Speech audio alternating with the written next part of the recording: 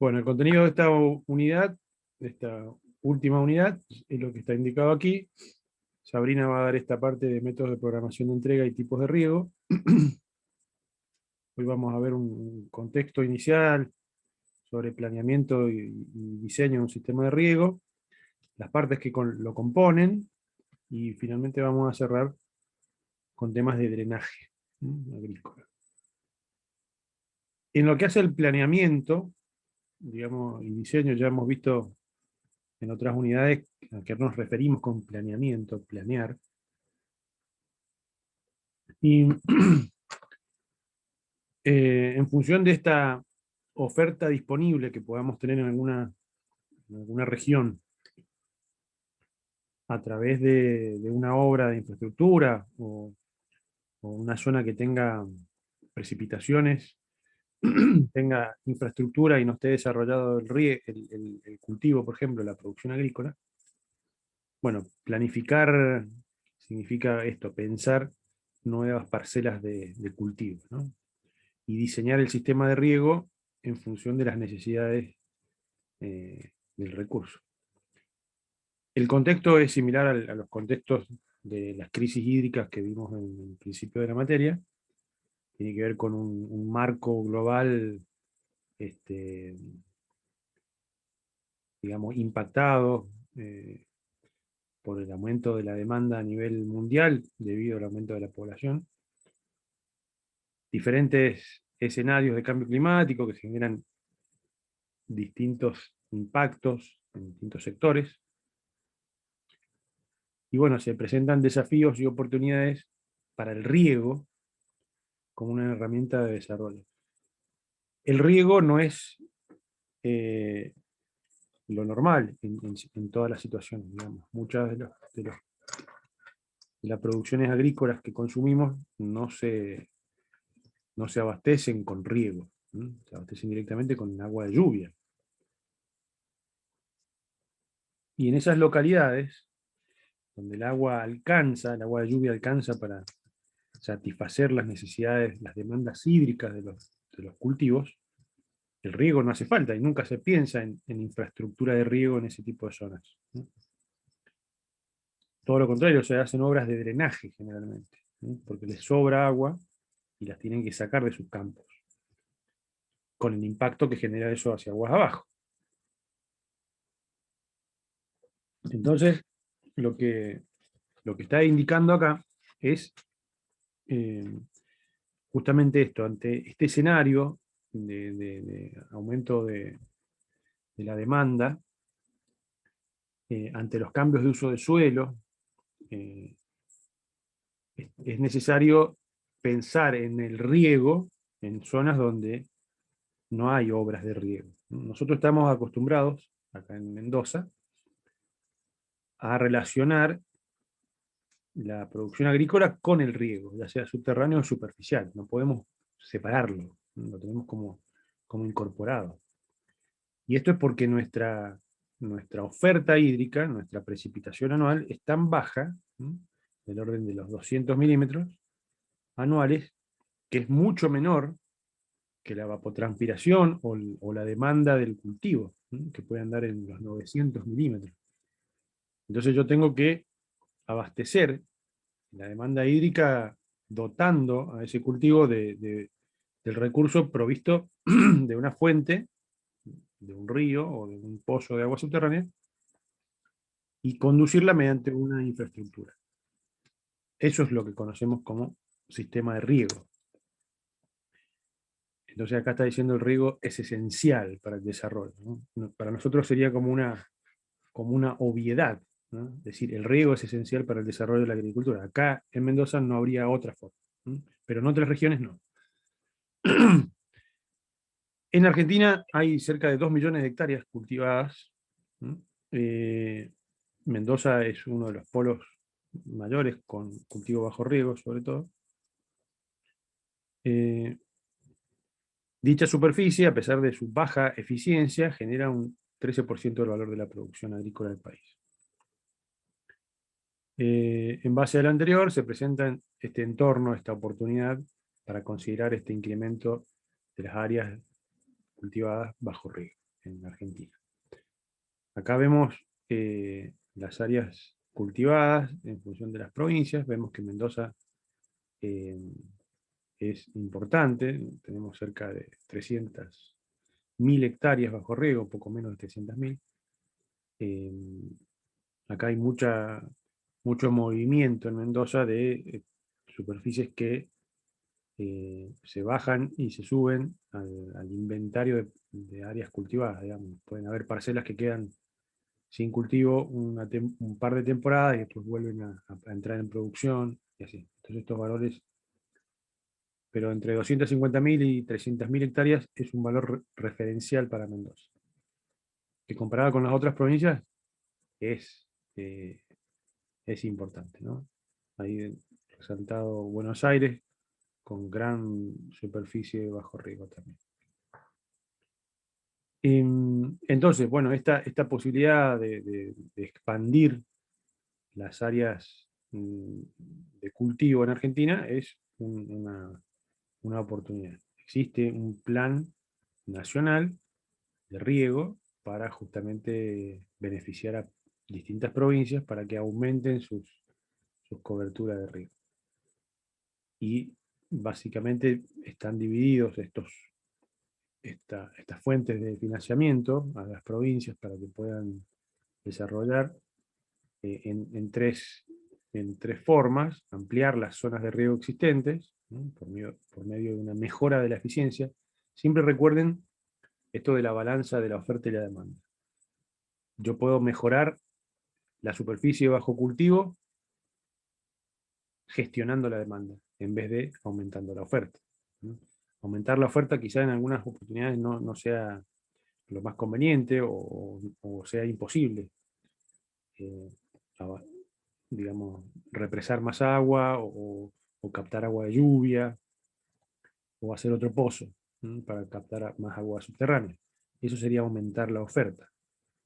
En muchos de los casos, en la mayoría, es mucho más eficiente gestionar la demanda, para la redundancia, haciendo más eficiente el consumo. Entonces, si yo mejoro la eficiencia de la demanda, del uso, voy a tener mayor disponibilidad de oferta para aumentar estas áreas de riego existentes. Luego, otra forma de este plan de riego nacional, de estas fuentes de financiamiento internacional, tiene que ver con introducir un concepto de riego suplementario, ¿no? En áreas cultivadas, eh, sin riego, en áreas nuevas, se puede suplementar. Enseguida lo vamos a definir: riego complementario, suplementario e integral, y me van a terminar de entender. Y finalmente, incorporar directamente áreas nuevas, ¿no? Muchas provincias se han beneficiado de esta fuente de información, de financiamiento, de este plan de riego nacional, creando nuevas áreas de riego, ¿no? Y acá tenemos, me interesa que les quede esta mínima clasificación de los tipos de riego. Vamos con el más bajo. El suplementario es aquel en que existen condiciones en que hay un déficit, ¿no? Con Sabrina entendieron lo que es garantías y déficits. En zonas donde la precipitación es similar a la evapotranspiración, esta evapotranspiración es muy funcional al tipo de cultivo. Es decir, conociendo la evapotranspiración del lugar, voy a conocer el requerimiento hídrico de la planta, más o menos. Entonces, si yo comparo la precipitación con la evapotranspiración y están iguales, quiere decir que puedo llegar a abastecer la demanda hídrica de las plantas con la precipitación solamente. Sin embargo, pueden haber épocas, ¿no? Pequeños estadios donde no venga la lluvia y la planta esté requiriendo el agua, ¿no? Esto pasa en Buenos Aires, por ejemplo. Entonces, tienen que haber leído mucho algún artículo periodístico o alguna noticia en los medios de comunicación, hace unos años atrás, cuando teníamos sequías en el centro del país y los productores están esperando el riego, la lluvia, ¿no? No viene la lluvia, no viene la lluvia y el cultivo se pasa y se empieza a perder productividad, ¿no? Entonces, en esos casos está este tipo de riego, que es un suplemento, es un extra para en estas ocasiones cuando la precipitación no llega. Un estadio superior sería un riego complementario, es decir, cuando la precipitación está entre un 30 y un 60% de la evapotranspiración, yo tengo más agua que se me va que la que me podría quedar para las plantas. Entonces, ahí necesito, sí, aprovechar la lluvia porque tengo disponibilidad, tengo una precipitación media anual interesante, estamos hablando de 500 milímetros, 600, ¿no?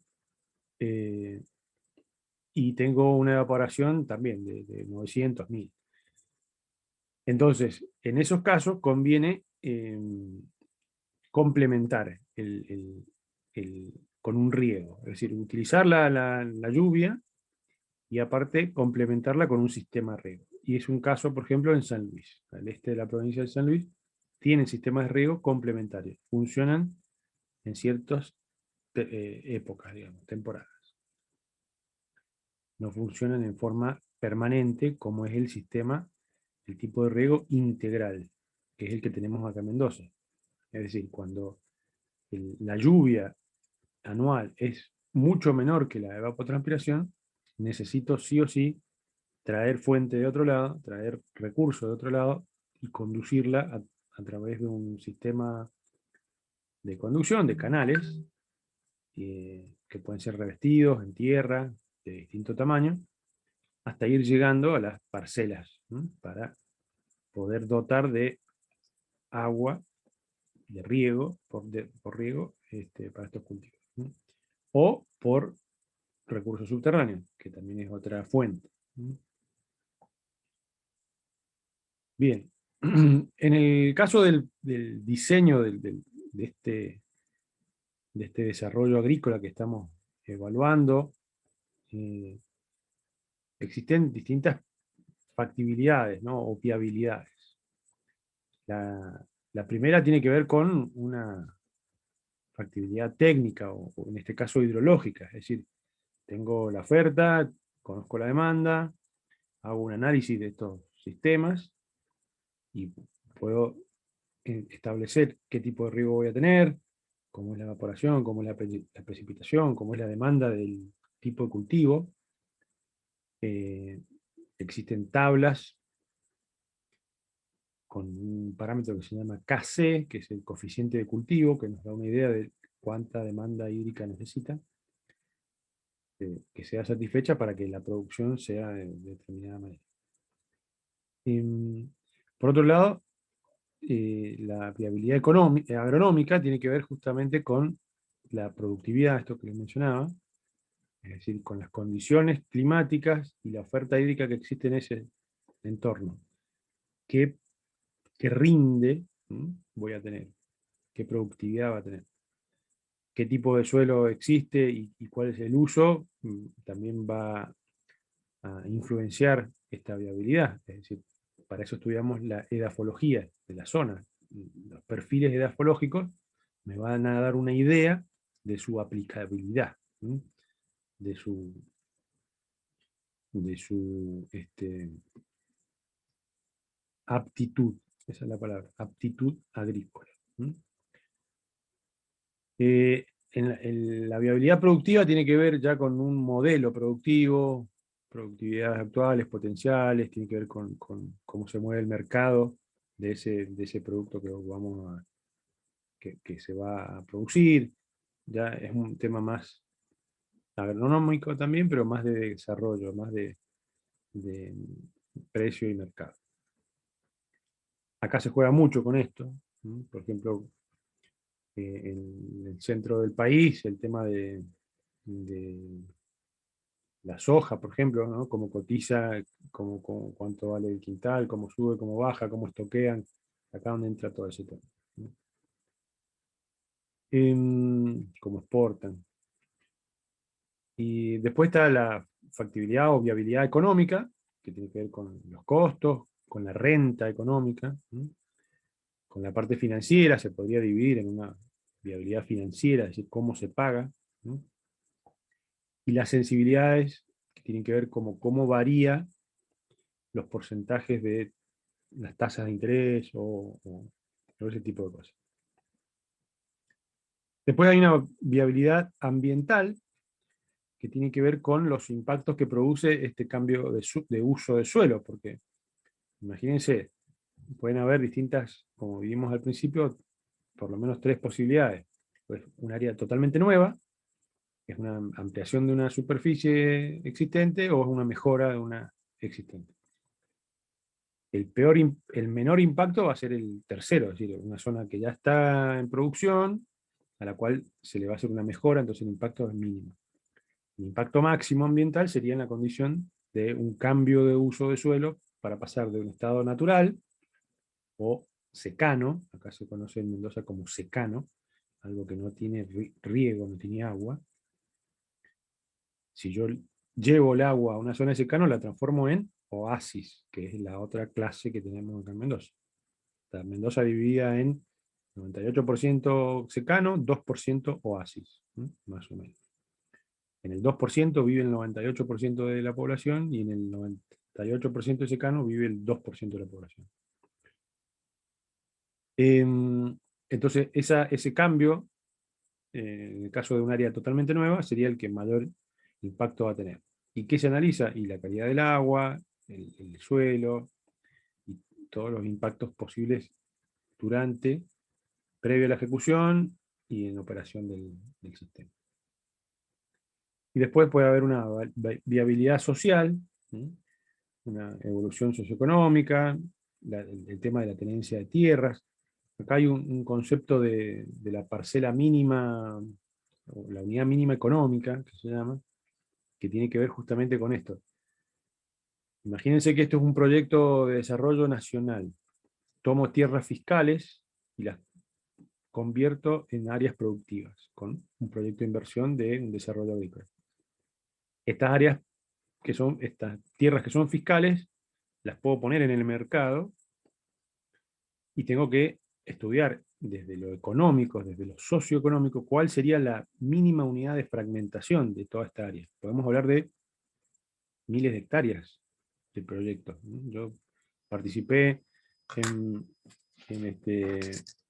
en Bolivia de un proyecto donde los bolivianos querían desarrollar 800.000 hectáreas de un saque.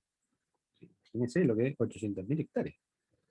Si en Mendoza tenemos menos de 300.000, son dos Mendozas juntas, y la estaban pensando desarrollar a través de la ejecución de una presa y el desarrollo de un área que era secana.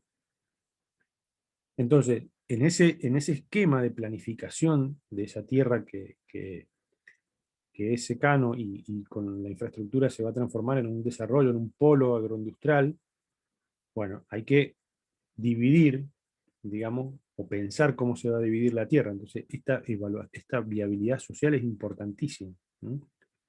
Acá entran los posibles beneficiarios, acá entran las inversiones extranjeras, que pueden también tener participación de inversores o ser un proyecto social. Eh, Puede entrar acá el concepto de agricultura familiar, también algo un poco más reducido, mucho más reducido. Puede entrar el concepto de comunidades originarias, ¿sí? Porque generalmente en las zonas de expansión de este tipo de proyectos viven comunidades originarias, entonces deberían ser incorporadas dentro de este proyecto. Entonces, esta factibilidad social es muy importante, está vinculada con la ambiental, ¿sí? Y entre los dos se lo conoce como una licencia ambiental, ¿sí? O social. Y después están factibilidades o viabilidades institucionales y legales, evaluando aspectos críticos en función de la normativa de cada provincia. Hemos visto y hemos mencionado varias leyes cuando hablamos de agua y legislación. Cada provincia eh, tiene la facultad de regular su recurso hídrico, como lo vimos analizando el artículo 121 de la Constitución Nacional, y cada provincia tiene sus normas, ¿no? Tiene sus resoluciones, su urbanismo, su autoridad hídrica. Pueden haber instituciones públicas o agentes privados, empresas, concesionarios de infraestructura hídrica, de presas, por ejemplo, ¿no? Acá también está el tema de la participación de los usuarios, ¿no? Que también entra la parte de la tenencia de tierras. Bueno. Entonces, como ven, estamos hablando de un macroproyecto, por eso hablamos de planeamiento, ¿no? Ya es a nivel bien grande, y hay que tener en consideración todas estas factibilidades o viabilidades. Después, esta figurita lo que intenta representar muy someramente es qué datos necesito yo para poder planificar un desarrollo agrícola. Y bueno, en primera instancia, las condiciones físicas, es decir, cuánta oferta hídrica hay, qué tipo de suelo, qué tipo de clima, ¿no? Necesito conocer la cuenca, necesito conocer la pluviometría, los escurrimientos, y analizar la calidad previa a la calidad de base, la línea de base, ¿no? Después voy a necesitar, obviamente, datos topográficos para entender niveles, pendientes, curvas de nivel. Vamos a ver más adelante un poco más de esto, de dónde se pueden obtener fuentes de información de esto, en forma gratuita. Datos agronómicos que tienen que ver con esto del coeficiente de cultivo, qué tipo de, este, de productividad se busca, etc. Hidrológicos tienen que ver con esta relación oferta-demanda. Geológicos o geotécnicos tendrían que ver, y edafológicos, con caracterizar el suelo, ¿no? De alguna manera. El más importante en este sentido es el edafológico, porque necesito conocer los perfiles edafológicos con una muy buena densidad de puntos, para entender bien, para poder mapear. Todo esto son mapas, ¿sí? Acá es una serie de mapas que se ponen en un sistema de información geográfico y se van cruzando variables espaciales. Se definen las unidades de manejo, que serían estas parcelas, ¿no? Estas áreas. Y bueno, se estudia los tipos de cultivo, se pueden utilizar o probar distintos escenarios, ¿no? Probar distintos métodos de riego, distintos criterios de riego y las necesidades o no de drenaje. Siempre están vinculados el tema de riego y drenaje. Riego, todo esto de cómo capto el agua, la oferta hídrica, subterránea, superficial o atmosférica, porque existen proyectos de captación de agua de lluvia, que hoy en día se los denomina CALL, C-A-L-L, búsquenlo. Captación de agua de lluvia, y son proyectos generalmente para agricultura familiar, donde captan oferta hídrica de lluvia. Entonces, siempre les digo, se ven las dos cosas, el riego y el drenaje. Riego y drenaje, la necesidad de sacar el agua. Existen muchos métodos para planificar estas áreas de riego. Acá yo les voy a mencionar uno que tiene sus añitos, es del Bureau of Reclamation, y tiene que ver con esto de la factibilidad de que una zona sea irrigable o no. Irrigable significa que que pueda producir, digamos, un cultivo, ¿no? Es viejo, pero de alguna manera se utiliza. Eh, Existen otros métodos mucho más modernos. Hoy, por ejemplo, el más utilizado es el modelo CropWatt, que tiene como motor de operación un sistema de información geográfico en el cual yo le puedo meter distintas fuentes de variables en forma de mapa, en forma de capa, y procesar en forma espacial, ¿no? Y poder, digamos, tener resultados también distribuidos en el espacio. Y poder identificar zonas con más o menos potencial de riesgo, ¿no? Pero básicamente, viendo esto de las aptitudes de riego, yo puedo diferenciar, clasificar una zona en función de algunas variables que vamos a ver enseguida, qué tipo de condición puede tener. Si es arable, muy adecuado para el riego, el nivel más alto de aptitud, en esta condición, por ejemplo, esta clase, sería un cruce espacial entre en las zonas donde coincida el suelo con mayor cantidad de horizontes, ¿no? El suelo totalmente desarrollado. Tengo buena oferta disponible, pendientes bajas, sin necesidad de drenaje, qué sé yo, muchas más, es la mejor. Entonces, si cumple con todas esas mejores factores, es clase 1, arable como muy adecuado. Las producciones más altas, a un costo mínimo. Y a medida que va bajando, porque va empeorando las condiciones de otras variables, y va quedando con menos potencialidad de producción. El 2 puede ser arable, conveniente, pero exige seleccionar ciertos tipos de cultivos adaptables a esa condición. A medida que sigue empeorando el suelo o las condiciones, va a quedar con menor capacidad de agricultura. Este es marginalmente apta, existen deficiencias, está restringido para un cierto tipo de cultivo. El 4 al 6 ya condiciona bastante más, usos restringidos, requiere estudios complementarios, puede ser regable, hasta no arable o no transformable. Entonces, esta metodología, que en algún momento la adoptó también el Soil Conservation Service de Estados Unidos, una institución como el INTA de acá en Argentina, donde define, por ejemplo, todas estas variables, ¿no? Desde propiedades del suelo o limitaciones de propiedad del suelo, la profundidad, el tipo de zonificación que tiene, el tipo de horizontes, si tiene una cobertura de piedras arriba, la textura o la granulometría, la permeabilidad, ¿no? Cuestiones topográficas, por ejemplo la pendiente, el microrrelieve, si hay erosión presente, condicionantes de drenaje, ¿no? Si existe un nivel freático muy elevado, si existen zonas de pozos, ¿no? Ponding hazard, y condiciones de salinidad o alcalinidad. Por ejemplo, si es alcalino, si es salino, etc. Y si tiene amenazas de inundación.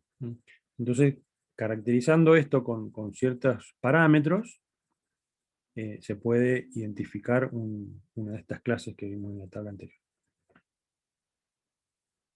Entonces, por ejemplo, acá vemos el resultado eh, de cómo zonificar el terreno, que dan unos indicadores así bien extraños, donde cada índice representa algo. Por ejemplo, este va a representar el tipo de suelo. Entonces, en los mapas donde figure este código, me va a decir 3 es el tipo 3. O sea que vimos que es casi justito, digamos. Como que no es el mejor suelo ni el que le sigue, sino el que le sigue. Tiene una limitante de suelo determinada, tiene una limitante de topografía, una limitante de drenaje y así.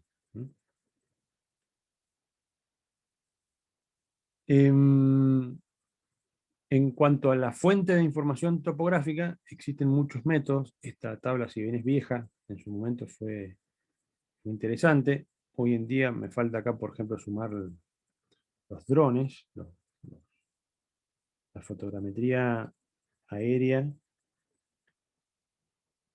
acá sería en esta línea, fotogrametría aérea con vuelo, con vehículo aéreo no transportado, no tripulado. VANT, V corta ANT.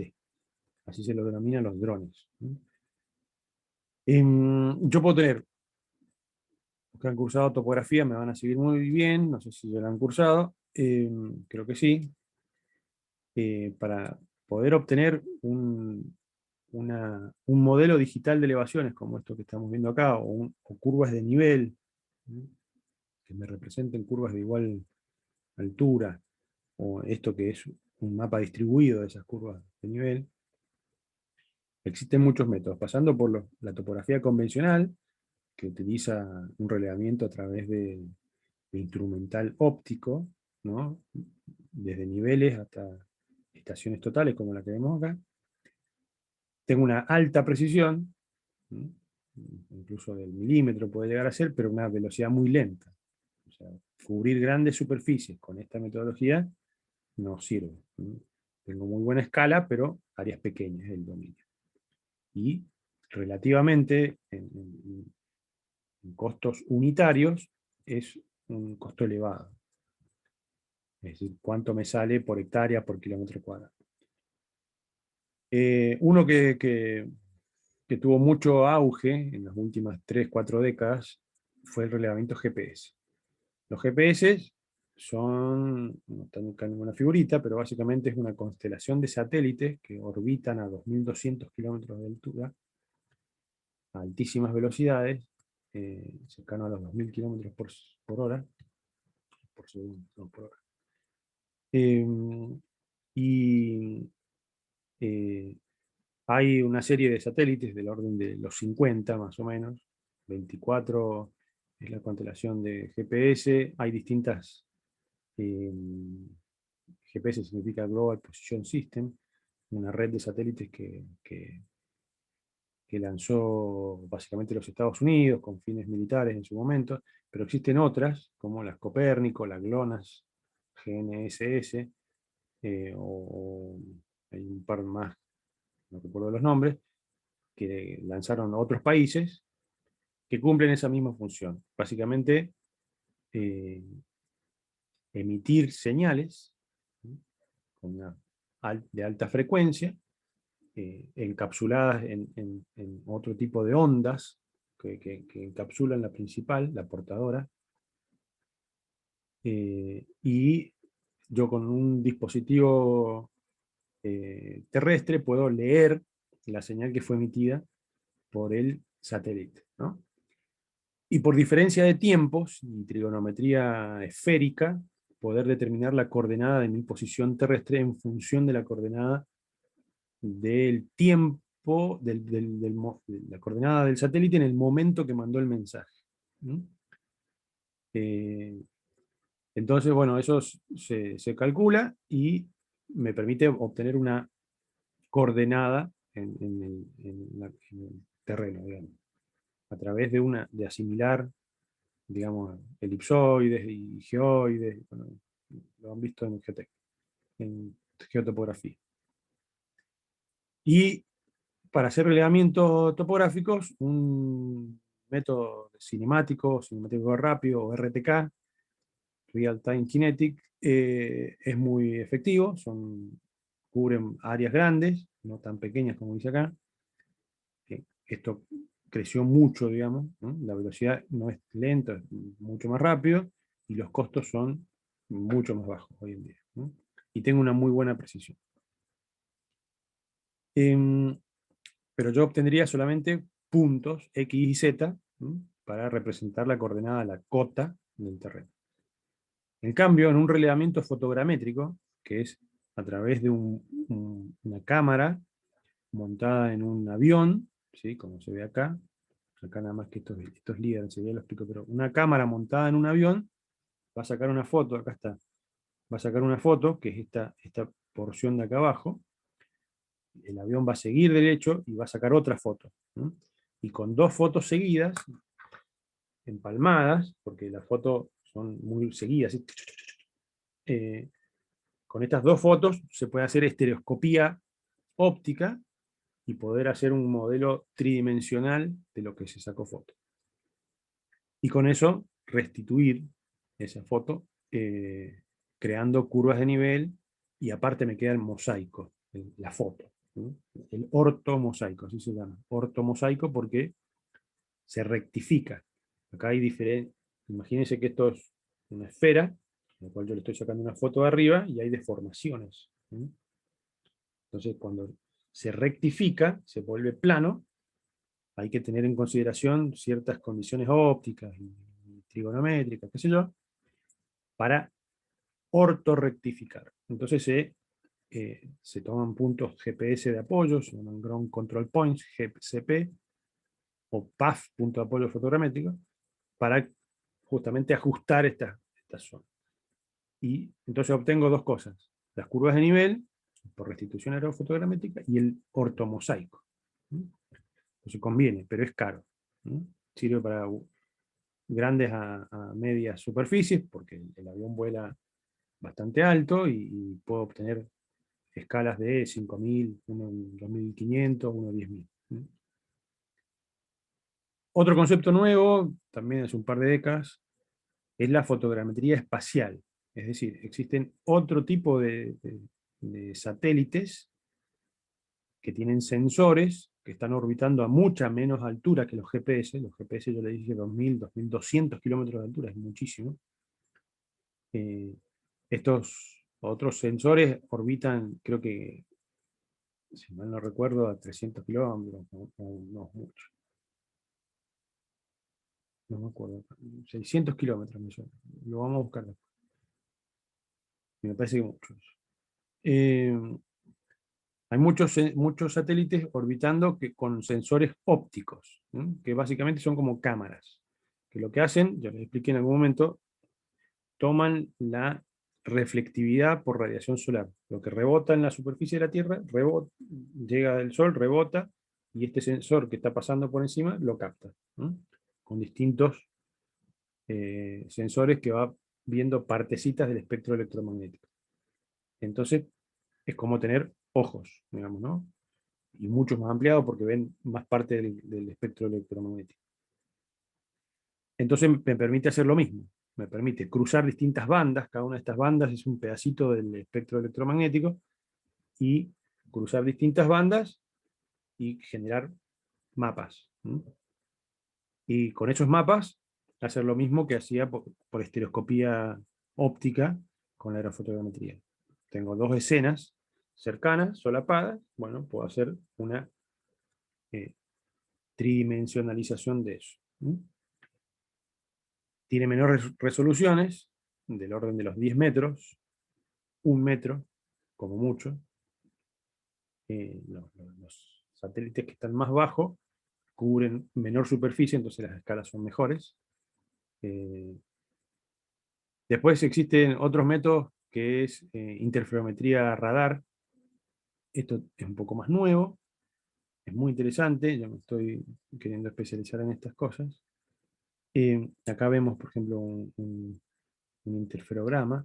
Básicamente es lo mismo que la fotogrametría satelital, nada más que el satélite no es receptor de la onda que rebota, la onda solar que rebota y llega al sensor, sino que emite un pulso, ¿no? Por eso se llama radar, es un sensor activo. Los otros se llaman pasivos porque reciben. Entonces, estos sensores activos emiten un pulso, también electromagnético, a una frecuencia determinada. Ese pulso es una onda, ¿sí?, electromagnética que incide, interactúa con el suelo, con la humedad, con las estructuras. Bueno, vuelve el rebote, la respuesta, o el retroscatter, que sería el retorno, digamos, vuelve de una determinada manera. Y la medición de esa respuesta es continua. Por eso acá se ven dos satélites, pero en realidad es uno solo, que emite el pulso acá y lo recibe acá. ¿Sí? O sea que acá hubo una emisión, y la onda va y vuelve, y el satélite avanza. Entonces acá se puede armar también por matemática y trigonometría espacial y qué sé yo, eh, representar el terreno, básicamente, ¿no? Acá dice una precisión baja, esto ha aumentado con el correr de los años. Los costos son, las velocidades muy rápidas, los costos son muy bajos, son a muchos accesibles y gratis. Eh, Hoy en día existen modelos generados por agencias espaciales, como la japonesa, o la agencia, o la NASA, o la Comunidad Europea también, que crean modelos globales gratuitos, ¿no? Del orden de los 30 metros de resolución espacial. Existen mejores, de 10, de 12, ¿no? De 5. Radiogrametría no la conozco, no la he trabajado nunca, sé que tiene muy baja resolución espacial. LIDAR he trabajado. LIDAR es básicamente similar al radar, pero es una... No les voy a explicar esto. LIDAR es un láser, ¿no?, aerotransportado que emite un pulso, láser, no, ya no es una onda electromagnética, sino un láser que también va y vuelve, ¿no? Y acá se ve el avioncito largando un haz de láser y vuelve, y también por trigonometría, sabiendo el camino de vuelo y obteniendo puntos de apoyo de campo, puedo obtener una nube de puntos densa que representa la superficie del terreno. Y finalmente puedo obtener curvas de nivel digitalizadas, es decir, a través de información antecedente de los años 70, 40, 50, donde el Instituto Geográfico Nacional, por ejemplo, acá en Mendoza, en Argentina, digo, o militar, así se llamaba antes, Instituto Geográfico Militar, que hacía por nivelación geométrica curvas de nivel. Tenían muy buena precisión, a una escala nacional, eh, dividida en cartas, ¿no?, en zonas y a distintas escalas, ¿no? Entonces muchas veces la digitalización de información vieja es una fuente de información, ¿no? Es lento porque hay que digitalizar. Digitalizar significa transformar una carta papel, ¿sí?, en un vector, ¿sí? Y este, les cuento, es el Endeavour, una nave que estuvo tripulando por 11 días en los años 2000 más o menos, y tenía una, una antena, ¿sí?, que con un brazo, la antena estaba puesta acá, con un brazo móvil y desplegable, emitía 2 pulsos. Entonces tenía esta visión estereoscópica, ¿sí?, del radar. Esta fue la misión SRTM, que fue una de las primeras que hizo un mapa global de la Tierra a una resolución espacial de 90 metros. Bien, y otro de los factores importantes, entonces dijimos topografía, clima, esto lo hemos visto al principio cuando veíamos las condiciones climáticas de Argentina, de Sudamérica, ¿se acuerdan? Teníamos que conocer todas estas variables, porque inciden justamente en la productividad agrícola que puede tener esa zona, ¿no? Acá vemos un mapa de índice hídrico, por ejemplo. Thornweight es uno de los métodos que se utilizan para poder determinar. Existen otros como Turk, Blaney, Criddle se usa mucho. Tanque de evaporación son, lo han visto en hidrología, son equipamiento para meter en estaciones hidrometeorológicas para poder obtener el parámetro de evapotranspiración, que es difícil de, de, digamos, obtener en forma local. Y el método Penman modificado también se usa mucho para poder obtener este parámetro, ¿no?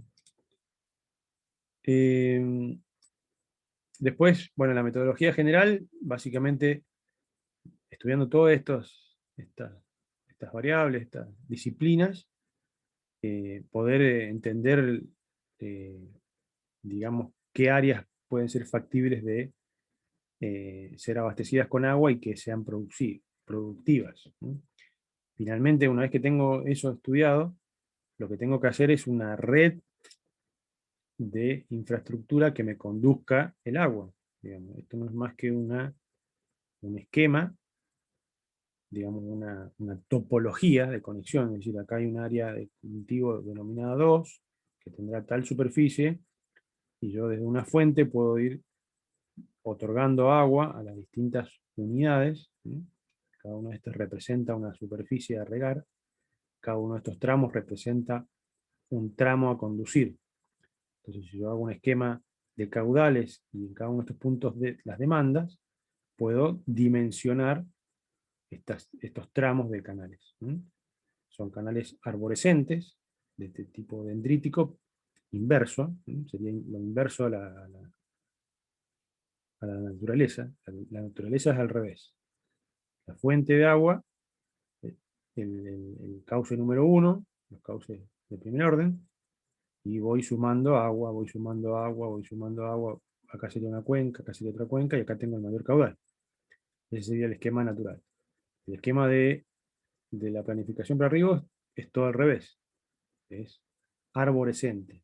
Se va abriendo como un árbol. Nace acá y va entregando caudal. Este tramo, por ende, es el mayor, de mayor sección, el de mayor caudal, y va entregando por distintos compartos, o obras de toma, o, digamos, pequeñas infraestructuras para ir dividiendo el recurso. Esto se los comenté, lo de la unidad mínima económica. Acá en Mendoza anda entre las 5 y las 10 hectáreas.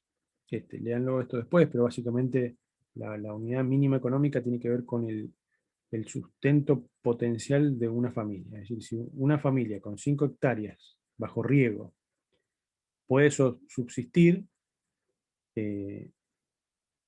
esa es la superficie que se busca como mínima unidad de división del terreno. ¿Sí? Es decir, si la unidad mínima económica rentable es 10, hoy en día está más cerca del 10 que del 5. Es decir, necesito más área para poder producir más y poder tener una mayor rentabilidad para poder subsistir. Anteriormente el valor era 5. ¿Sí? Pero supongamos que yo defino, con un estudio socioeconómico, que son 10 hectáreas. Y yo divido el terreno en esta área productiva nueva que estoy planificando a 5 hectáreas, ninguna familia va a querer vivir en una parcela de 5 hectáreas bajo riego porque no le va a alcanzar. ¿Se entiende? Entonces, esta unidad mínima económica va a variar, obviamente, en función de distintas condicionantes socioeconómicas.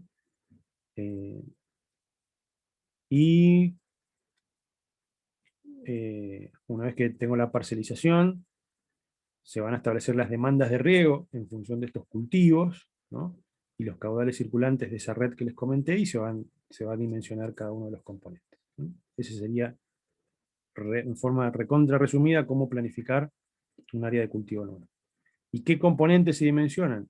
Y bueno, son los que vemos acá, muy brevemente les vamos a mencionar. ASUDES, que es la primera obra de control que tengo en la cabecera del sistema.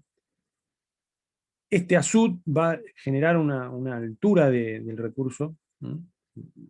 Va a generar un labio, puede ser un ASUD fijo, o un ASUD móvil con compuertas, que en general son ASUDes fijos, esto es en Catamarca, si mal no recuerdo, sí.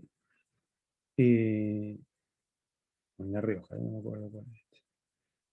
Y lo importante de esto es el nivel de dominio, la cota de dominio. Este nivel de acá arriba, que acá aumentó 1,7 metros, en una zona llana, aumentar 1,7 metros me podría servir para dominar en altura y tener mayor gradiente hidráulico para ir con un canal a cotas inferiores, ¿sí? Si a este desnivel yo le sumo el desnivel natural que tiene el cauce, puedo llegar a mayores zonas. Mientras más alto sea este despegue, mayor dominio va a tener. Así se denomina. Una vez que tengo el nivel del azud, por ejemplo, por aquí, levantado a este nivel, yo puedo incluir obras de toma. ¿Mm? Y la toma puede ser una toma superficial, directamente tenemos un canal, estamos viendo en una planta, un caudal pasante y un caudal derivado. ¿Mm? A través de un paso directo, una estructura simple, que puede o no tener una compuerta aquí, como esta de acá. Una compuerta aquí, ven, yo veo un corte en este sentido, y veo el nivel del lecho, que sería este punto, veo un labio, la obra del toma sería este conjunto, digamos, de una solera, un estribo y un par de columnitas para que sostengan una compuerta. ¿Mm? Que me permita regular la entrada y el caudal en función de esa apertura. Puede ser un vertedero lateral, como en este caso, ¿no? Fíjense que esta es una toma directa, donde tiene un labio, acá está la cota del fondo, y va a tener una cota de ingreso. Entonces, el nivel de agua, cuando supere ese labio, va a verter lateralmente hacia el canal inicial de toma. La toma puede ser frontal, directamente en el azud. Acá está el azud, este cuerpo que está estribado en alguna de las márgenes, el otro estribo. Acá tengo el salto, estamos viendo nuevamente la planta, y puedo tener en una parte del coronamiento la captación, la obra de toma superficial sobre, en este caso, el umbral del azud. Acá vemos una toma tirolesa, por ejemplo, que esto es un cauce que tengo un azud, y sobre el azud, en el coronamiento del azud, una reja que permita el ingreso de parte del caudal. Y esa agua ingresa en un canal chiquitito que está debajo, adentro del cuerpo del azud, y finalmente sale como un canal matricial. Y siempre generalmente tiene una zona de desarenador, ¿sí? Para poder regular y sacar, digamos, limpiar el canal. Acá no alcanzo a ver el de abajo. Bueno, es un corte del desarenador. Es un corte así. Un corte del desarenador. Fíjense, todos los sedimentos que están acumulados pueden ser, evacuados por este punto. Acá vemos un poco más de detalle la toma tirolesa. Acá tenemos una SUD que tiene un cuenco disipador, fíjense aguas abajo, ahí está el labio vertedero, y tengo una toma tirolesa en una parte, no en todo el coronamiento, ¿no? El cálculo del caudal que yo estoy derivando es mucho menor que el que, entonces no me da todo la longitud del coronamiento, y en esta parte tiene abajo un cajón, ¿ven?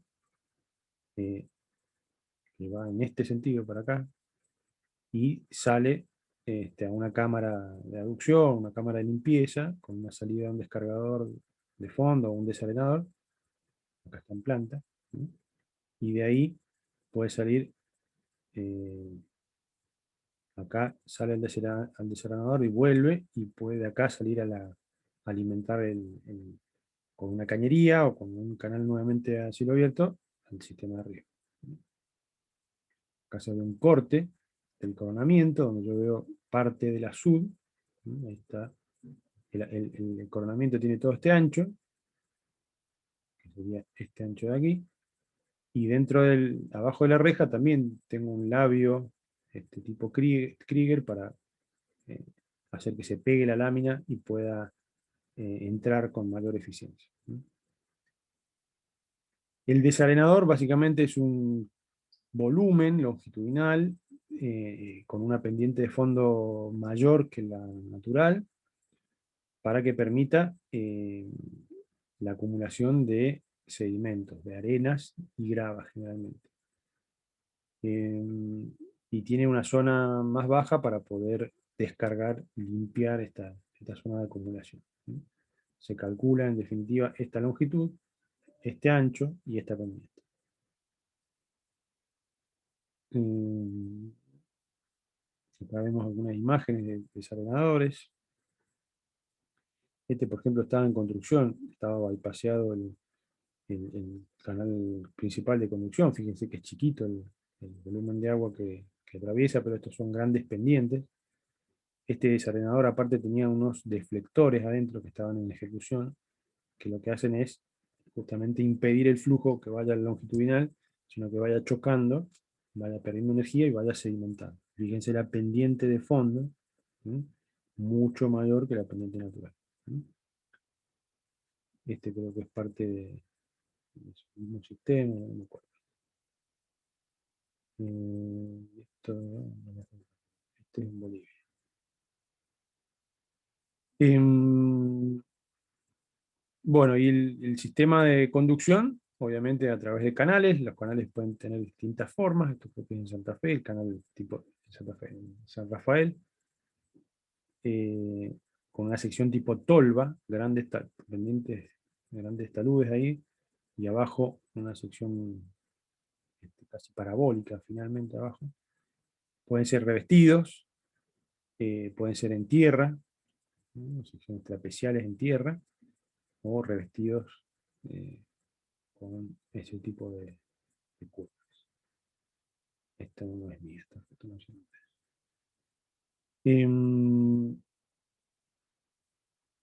bueno, los canales los podemos dividir en primarios, los que arrancan más cercanos a la sud, secundarios, una vez que empiezo a dividir con otro elemento que se llama comparto, y los terciarios, desde los compartos secundarios eh, hasta las hijuelas regadoras, que son las que llegan realmente a las parcelas, ¿no? Canales primarios acá en Mendoza, por ejemplo, el canal Cacique Guaymallén, ¿no? El canal marginal del Atuel, el canal San Martín, son los principales canales, ¿no? Pueden transportar grandes volúmenes, grandes caudales, del orden de los 20, 30 metros cúbicos por segundo, es un valor importante. Eh, Existen canales en el Alto Valle de Río Negro también de gran importancia, canales de 30 metros de ancho, 3 metros de profundidad. Y a medida que se va entregando caudal, la sección va disminuyendo. El comparto no es más que una obra de división de flujo. Acá vemos el cuádruple comparto en el canal Cocolí, donde se ven distintas compuertas que me permiten, mediante su operación, levantar el nivel y poder operar distintas salidas. Si yo tengo el umbral de esta toma más elevado, y bueno, para condiciones normales no va a entrar el agua, y para condiciones de cierre de compuertas se va a elevar el agua y va a ingresar. Entonces yo puedo gestionar la forma de derivar a través de estos compartos que son operados por estas manivelas, pueden ser automatizados o no, donde se mueven a disposición estas compuertas. Acá está el tramo final del Cacique Guaymallén. Se utilizan este tipo de elementos para poder dividir el flujo. Eh,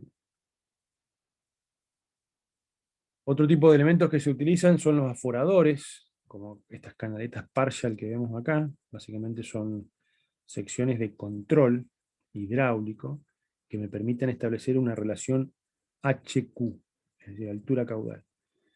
Estas secciones, digamos, conocidas, ¿no?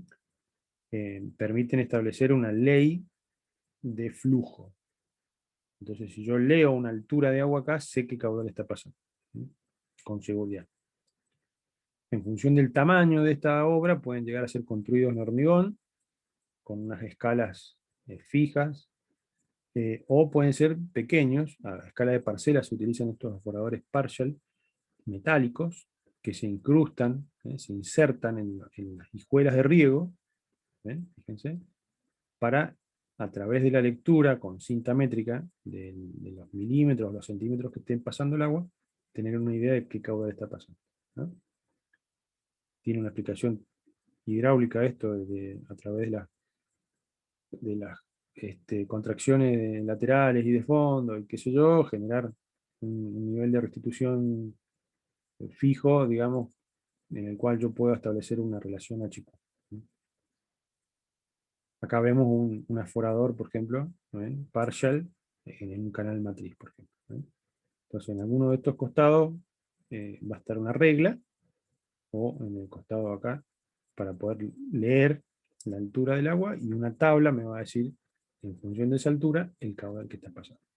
Y acá vemos una operación de un aforo con un partial, ¿ven? Entonces ahí está leyendo la cinta que tiene ahí, o está leyendo esa altura de agua. Este es un esquema de 150.000 hectáreas empadronadas en lo que es la cuenca del río Mendoza. Vemos el río Mendoza, acá debería estar